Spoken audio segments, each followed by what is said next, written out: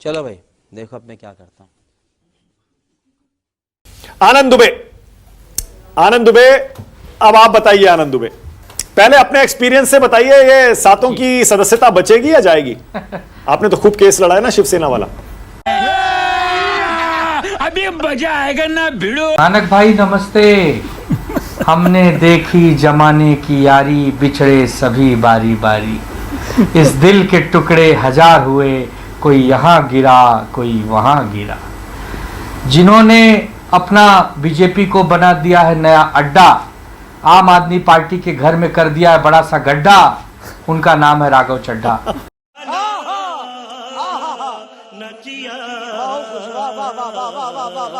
हम क्या कहें मानक भाई, पहले ऑपरेशन टाइगर करके शिवसेना चली गई, फिर ऑपरेशन घड़ी करके राष्ट्रवादी चली गई, अब ऑपरेशन झाड़ू चलाकर आम आदमी पार्टी खत्म हो गई। मुझे क्रेडिट नहीं चाहिए। तो इस पर हम विश्लेषण करें तो क्या करें?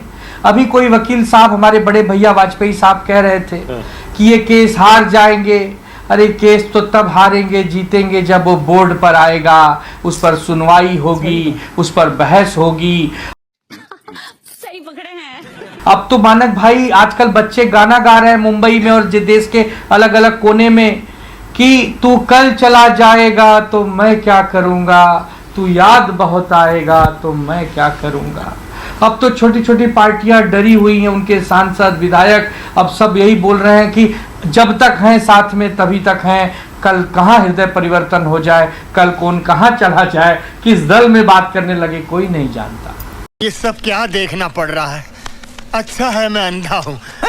इसका कारण है आप तो नहीं जा रहे। भारतीय जनता पार्टी को लोग पसंद कर रहे हैं। आप जा सकते हैं ना बीजेपी में। ये राघव चड्ढा, हम कहाँ जाएंगे? नहीं हम कहाँ जाएंगे, हम तो अपनी पार्टी में हैं।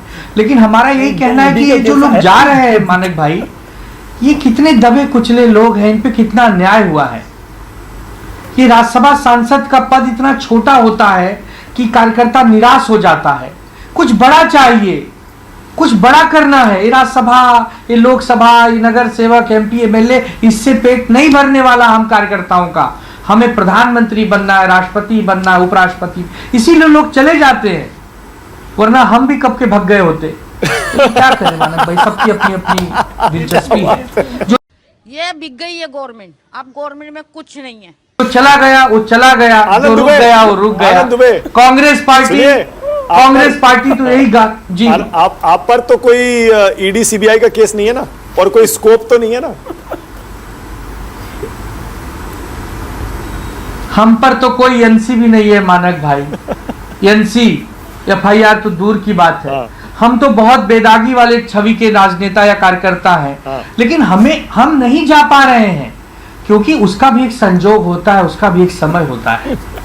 जब समय आता है तब लोग चले जाते हैं। जाने वाले को कोई रोक पाया है? अमिताभ बच्चन की एक पिक्चर थी आखिरी रास्ता।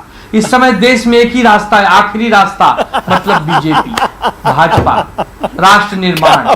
सही खेल गया बेंच। राघव चड्ढा कह रहे हैं कि पिछले 2014 से जिस प्रकार इस देश में परिवर्तन हुआ है, मेरा भी हृदय परिवर्तन हो गया। इस देश के राष्ट्र निर्माण में 2-4 ईंटें ये 7 सांसद भी लगाने को तैयार हैं, उत्सुक हैं। इनकी बधाई दीजिए, इनका स्वागत कीजिए।